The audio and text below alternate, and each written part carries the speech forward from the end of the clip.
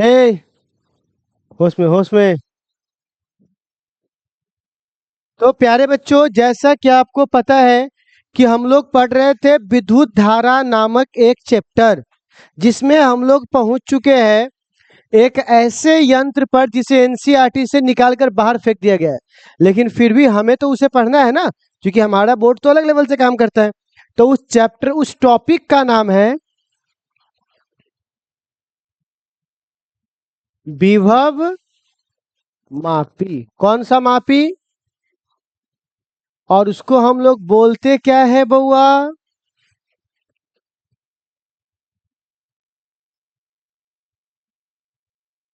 कौन सा मीटर? अब सवाल है, विभव मापी या पोटेंशियोमीटर, जो भी आप कहते हो, इसके लिए एक बात समझ लीजिए। कोई पूछेगा इस यंत्र की आवश्यकता क्यों पड़ी, तो सुनिए मेरी बात को। अगर आपको किसी तार का वोल्टेज चाहिए और उसको मापना है, तो उसके लिए जो यंत्र आता है उसको बोलते हैं बुआ वोल्ट मीटर। कौन सा मीटर? जो हम लोग अगले चैप्टर में पढ़ने वाले हैं। लेकिन अगर हमको किसी सेल, सेल मतलब समझते हो ना, किसी बैटरी, हाँ ठीक है, किसी सेल के विभवांतर को मापना है, तो उसमें अगर हम उसका इस्तेमाल करेंगे तो वो इसी का एनर्जी खर्च करना चालू कर देगा मापने के लिए। तो सेल की जो वैल्यू वो तो खत्म हो जाएगी, जो एनर्जी लेके वो भेजे तो मापते मापते खत्म हो जाएगा। तो चेक करता खा के, और तक ना चेक हुआ कि खाने खत्म हो जाएगा। तो कहने का मतलब क्या होगा कि जो सेल के विभव को मापे, किसके विभव को? उसे क्या बोलते हैं हम लोग बुआ? विभव मापे। और जो नॉर्मली तार वार का मापते हैं उसको बोलते हैं वोल्ट मीटर। कौन सा मीटर? तो हम लोग यहाँ किसको मापने आए हैं? हाँ, सेल को। किसको बउआ? तो इसको क्या बोलेंगे? वैसा यंत्र जो सेल के विभवांतर को मापता है उसे क्या बोलते हैं? तो लिखिए तो, वैसा यंत्र जो वैसा यंत्र जो सेल के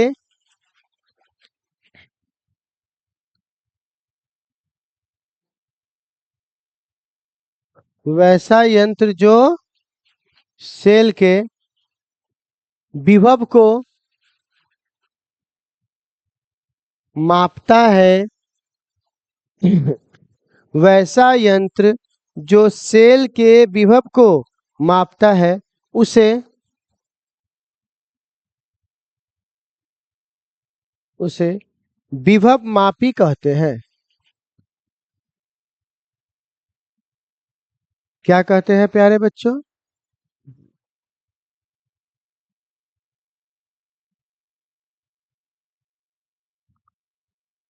क्या हुआ? इसे क्या कहते हैं बुआ? विभव मापी के। ठीक है, आगे बढ़े। क्या हम लोग आगे की ओर बढ़ सकते हैं प्यारे बच्चों? अब देखो, विभव मापी का सबसे पहले होगा सिद्धांत।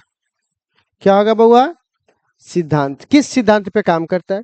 फिर होगा बनावट, और फिर होगा कार्यविधि। ठीक है, तो हम लोग अभी क्या पढ़ने जा रहे हैं बुआ? सिद्धांत। तो लिखिएगा सिद्धांत। तो वही वाली कहानी, प्रतिरोध किस पे निर्भर करेगा बुआ? लंबाई पर। किस पे निर्भर करेगा बुआ? तो लिखिएगा, आप सुनो मेरी बात। V बराबर क्या है? और अगर R लंबाई पे डिपेंड कर रहा है, तो आप नहीं कह सकते हो कि V भी लंबाई पे डिपेंड करेगा। अगर ये दोनों किस पे डिपेंड कर रहा है? L पर। तो ये बराबर है ना V के है, तो V किसके डिपेंड करेगा? L पर। और V को क्या बोलते हैं हम लोग बैटरी वाले के लिए? EMF। तो E किस पे डिपेंड कर रहा है? L पर। तो लिखिएगा, किसी सेल का विद्युत वाहक बल, किसी सेल का विद्युत वाहक बल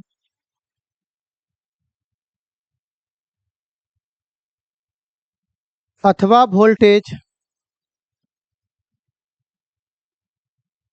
अथवा वोल्टेज अथवा वोल्टेज लंबाई के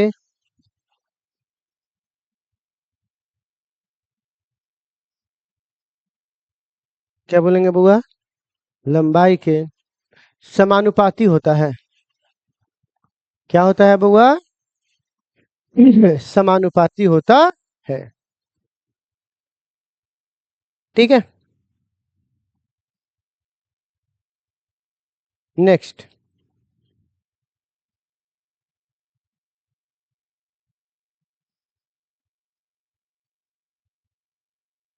बनावट। देखिए, संरचना, बनावट, कंस्ट्रक्शन।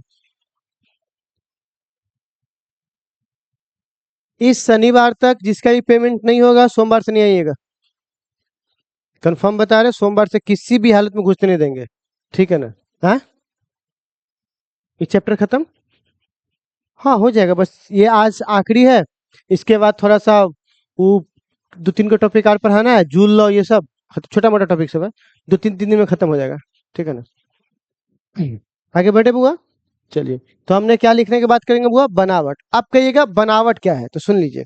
इसके लिए हमें एनसीईआरटी का मतलब, आपके हिंदी मीडियम में तो नहीं, पर पिक्चर तो सबका पिक्चर ही होता है। वीट स्टोन के बाद मीटर सेतु, और मीटर सेतु के बाद जो है हमारे पास है, ये देखिए। ठीक है, ऐसा पिक्चर है। लेकिन ऐसा पिक्चर हमको समझ में नहीं आएगा, इसीलिए मैं क्या करता हूँ, थोड़ा अपना वाला पिक्चर बनाता हूँ। ठीक है, देखो इसमें किया क्या है। सबसे पहली बात, एक रेसिस्टेंस लिया है, बैटरी लिया है, स्विच लिया है। तो हम लोग भी क्या करते हैं इसमें से देख देख के,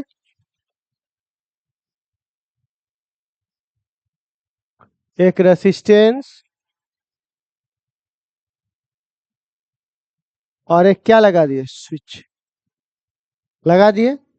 इसको बोलते हैं प्रतिरोध, जिसका मान बदल सकता है। इसका मतलब क्या होता है, तीर लगा दिया मतलब ये वैल्यू नहीं, कल बताए थे बॉक्स वाला, है ना, वो बदल सकता है। ये बैटरी है, सेल है, जिसकी ईएमएफ कितनी होगी, ये। और ये क्या है, स्विच की। तो आप सुन लीजिए, वैसा परिपथ जिसमें प्रतिरोध, बैटरी और स्विच श्रेणी क्रम में जुड़े होते हैं, उसे सहायक क्या बोलते हैं उसको, परिपथ कहते हैं। कौन सा परिपथ कहते हैं? सहायक, ऑक्सिलरी सर्किट। कौन सा सर्किट हुआ? ऑक्सिलरी। अब क्या कर रहे हैं, इसमें एक लंबा तार लगा रहे हैं। अब आप कहिएगा सर, लेकिन इसमें तो तार ऐसे ऐसे लगा हुआ है। देखिए, कम जगह था तो ये ऐसे ऐसे लगा लिया, हमारे पास जगह ज्यादा, हमने सीधा लगा लिया। क्या, अगर हम कोई रसरी रखते तो रसरी ऐसे ऐसे रख सकते हैं, हम मन अगर सीधा भी तो रख सकते हैं रसरी को। तो ये 5 मीटर लंबा तार है। कितना मीटर लंबा तार है? कल कितना लंबा तार था? 1 मीटर। आज कितना लंबा तार है? 5 मीटर। जैसे कुछ लंबाई होगी। अब कह रहा है कि यहां से एक सेल है,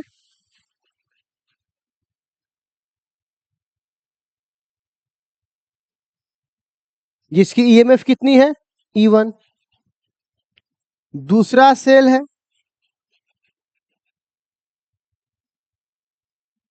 कितनी है, E2। गैल्वेनोमीटर, ताकि जीरो शो कर सके। गैल्वेनोमीटर रहेगा तब ना जीरो शो करेगा। ठीक। और एगो बंसी लगा दिए, जॉकी, कल दिखाया था ना जॉकी। आप सुन लीजिएगा। अब एक बार देखो, अब हुआ क्या, इस पूरा सेटअप क्या है समझिए। मैंने ऊपर क्या लगा दिया हुआ, सर्किट, प्रतिरोध, बैटरी, स्विच। स्विच को ऑन ऑफ करेंगे, बैटरी है। अब बैटरी से यहां पे करंट आएगा, तो इस तार की कुछ वोल्टेज होगी। लेकिन तार की वोल्टेज लंबाई के बढ़ने के साथ साथ वो भी परिवर्तन होगा, क्योंकि आपको पता है अलग अलग जगह पर अलग अलग वोल्टेज होगा लंबाई के साथ। तो सपोज करके देखो, यहाँ पे 5 है, यहाँ पे 10 है, यहाँ पे 20 है, 25, 30, 35, 36, इस तरह करते हुए 5 से लेकर 100 तक बिछा लिए हम वोल्टेज। कोई दिक्कत? अब चलो, अब ये बैटरी है 10 वोल्ट का। कितना वोल्ट का? और इस पे तार पर क्या बिछा हुआ है, इस बैटरी के कारण, ये भी तो बैटरी कनेक्टेड है ना यहाँ पर। तो यहाँ पे मान लीजिए 5 से स्टार्ट किया ये, और ये मान के चलिए 15 पे खत्म करेगा। तो बीच में खांचा होगा ना, 5, 6 7 8 9 10 11 12 13 14 15 यहाँ तक होगा। ये कितना वोल्ट का है? 5 वोल्ट का, या मान के चलिए 7 वोल्ट, या कितना वोल्ट का है? तो हम इस तरवा को लेकर के अगर 8 पे रखेंगे तो गैल्वेनोमीटर हिल जाएगा, मतलब कि तुम सही जगह नहीं रखे हो। और जैसे ही ये 7 पे रखेंगे तो वो भी 7, ये भी 7, तो हम पकड़ लेंगे कि यह कितना वोल्ट का है। आप फिर किसको चेक करेंगे? तो ई जितना वोल्ट का वहां पे संतुलित, तो सारा खेल संतुलित का है। तो अगर मान के चलो हमने पहले वाले से टच करवाया तो हमको रस्सी पर जो लंबाई मिली वो कितनी मिली? L1। और जब तुम इस गैल्वेनोमीटर को किससे टच करवाए? सेकेंड वाले से, तो जरूरी कि यही रहेगा, इसकी वोल्टेज अलग है। तो मान के चलो ये इस जगह पे शो कर रहा है, पहले वाले से टच कराया तो यहां शो किया, और दूसरे वाले को टच करवाया तो इस दूरी को हम लोग क्या मानेंगे बुआ? मानेंगे कि नहीं मानेंगे, सो बताइए। मानेंगे। अब हमको एक बात बताइए तो बुआ, क्या हम लोग अभी पढ़े हैं ना कि E1 क्या बोलेंगे? पहले अब ये पढ़े हैं E is proportional to L, लंबाई। अच्छा कैसे है? तो चलो मैं दिखा देता हूं, पहले ये दिखाई देता हूं। देखो आपको पता है V बराबर IR होता है कि नहीं होता है? I, और R का फॉर्मूला लिख सकते हैं, देखो तो नहीं लिख सकते हैं क्या? बोलना। अच्छा, और V को ही तो E कहते हैं, अगर बैटरी के लिए चेक करोगे तो वोल्टेज ही तो EMF है, तो समानुपाती सबको हटा के L लिख सकते हैं, देखो तो लिख सकते हैं। तो अब किसके लिए? पहले सेल के लिए। तो आप बताइए पहले सेल के लिए E1 किसके समानुपाती होगा? L1 के। अच्छा दूसरे सेल के लिए?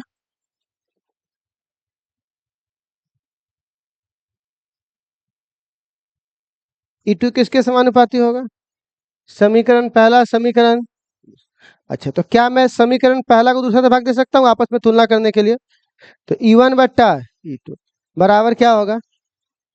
L1 बट्टा L2।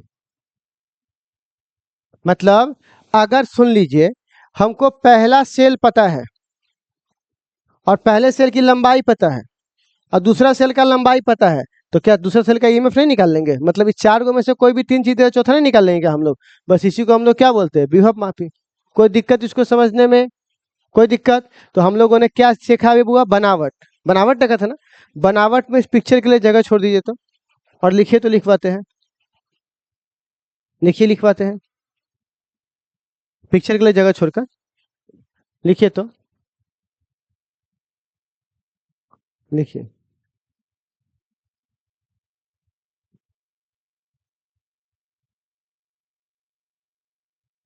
लिखिएगा। हम्म, लिखिएगा। प्रतिरोध, प्रतिरोध, बैटरी, प्रतिरोध, बैटरी तथा, प्रतिरोध, बैटरी तथा कुंजी, कुंजी, कुंजी समझते हो ना? स्विच। कुंजी को श्रेणी क्रम में जोड़ा जाता है,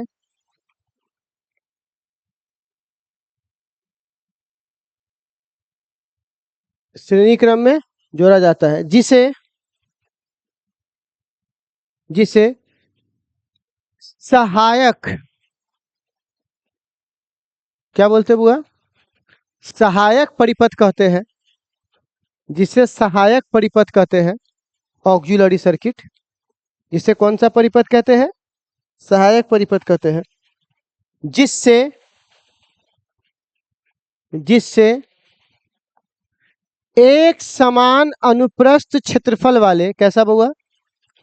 एक समान अनुप्रस्थ क्षेत्रफल वाले, जिससे एक समान अनुप्रस्थ क्षेत्रफल वाले, वाले एक लंबा तार जुड़ा है, एक लंबा तार जुड़ा है, ब्रैकेट में लिख लेना 5 मीटर। एक लंबा तार जुड़ा है, तार की लंबाई कितना लिखिएगा ब्रैकेट में? 5 मीटर। लंबा तार जुड़ा है, ब्रैकेट में क्या लिखोगे? 5 मीटर। ठीक है, लंबा तार जुड़ा है। उस तार के समानांतर, उस तार के समानांतर, उस तार के समानांतर, उस तार के समानांतर दो, उस तार के समानांतर दो सेल, कितने सेल में हुआ? सेल, दो सेल, हाँ सेल, सेल नहीं समझते हो, बैटरी वाला सेल। दो सेल E1 और E2,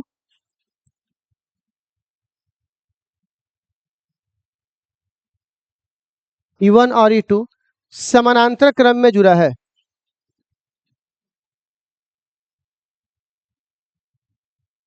कौन से क्रम में जुड़ा है?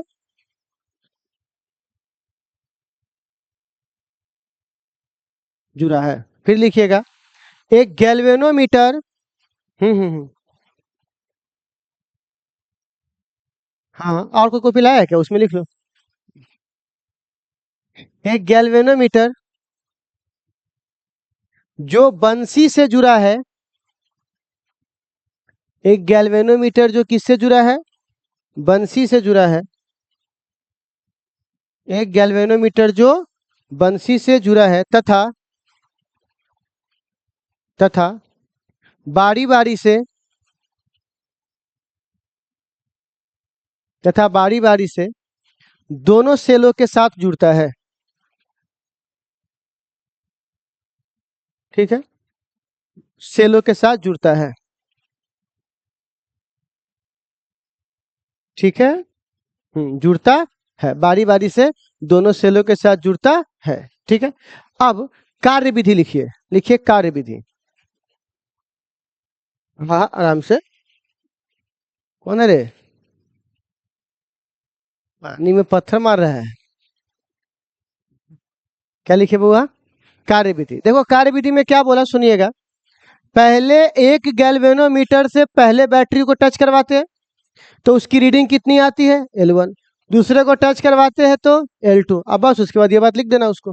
ठीक है, तो कार्य विधि में लिखिएगा, जैसा कि हम जानते हैं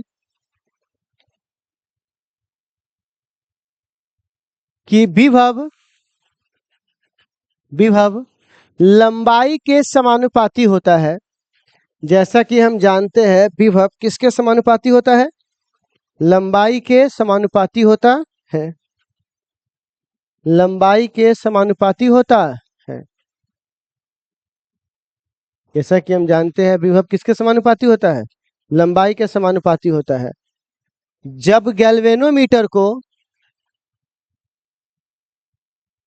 जब गैल्वेनोमीटर को पहली बार, जब गैल्वेनोमीटर को पहली बार, पहली बार, पहली बार पहले सेल से पहली बार पहले सेल से पहली बार पहले सेल से संपर्क कराते हैं, संपर्क कराते हैं, पहले सेल से संपर्क कराते हैं, तब तब L1 लंबाई, L1 लंबाई पर संतुलन मिलता है। कितना पर संतुलन मिलता है बुआ? L1 लंबाई पर संतुलन मिलता है। L1 लंबाई पर संतुलन मिलता है। L1 लंबाई पर संतुलन मिलता है और और दूसरे सेल, और दूसरे सेल, और दूसरे सेल से संपर्क कराने पर, दूसरे सेल से संपर्क कराने पर संपर्क कराने पर और दूसरे सेल से संपर्क कराने पर L2 लंबाई मिलता है। कितना लंबाई बहुआ? दूसरे सेल से संपर्क कराने पर L2 लंबाई मिलता है। L2 लंबाई मिलता है। कितना लंबाई? L2। आप देखो एनसीईआरटी का बुक लाओ तो जरा सा, कोई आदमी का बुक लाओ एनसीईआरटी का, कॉप बुक लाओ ना, पुराने वाला ही लाओ ना, नया पुराना जो है सुनाओ। इसमें है, नया वाला में है क्या? नया वाला ना, नया वाला नहीं, हटा दिया है। नया वाला है, नया वाला, नया वाला नहीं है।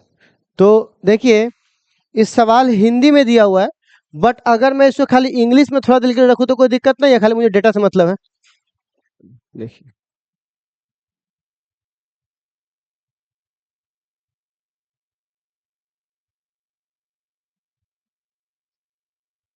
देखो सवाल देखिए, 12 नंबर। मैं आपको मेरे असाइनमेंट में मिल जाएगा, अगर यहाँ नहीं मिलेगा तो। ये कहता है, मैं हिंदी में बोल देता हूँ, एक पोटेंशियोमीटर क्या हुआ, तो एक मिनट मैं कहता हूँ, एक पोटेंशियोमीटर की व्यवस्था में कितना वोल्ट दिया हुआ है, मतलब E1 का मान कितना दे दिया क्वेश्चन में। ठीक, कह रहा है बैलेंस कितना पर हुआ है, तो बताइए L1 कितना दे दिया इसका, 35 सेंटीमीटर। अब कह रहा है अगर मैं सेल को रिप्लेस कर दूं तो दूसरा बैलेंस कितना पर हो रहा है, 63। तो कह रहा है ईएमएफ का मान क्या होगा, मतलब E2 बराबर क्या होगा, अभी हमने पढ़ा है।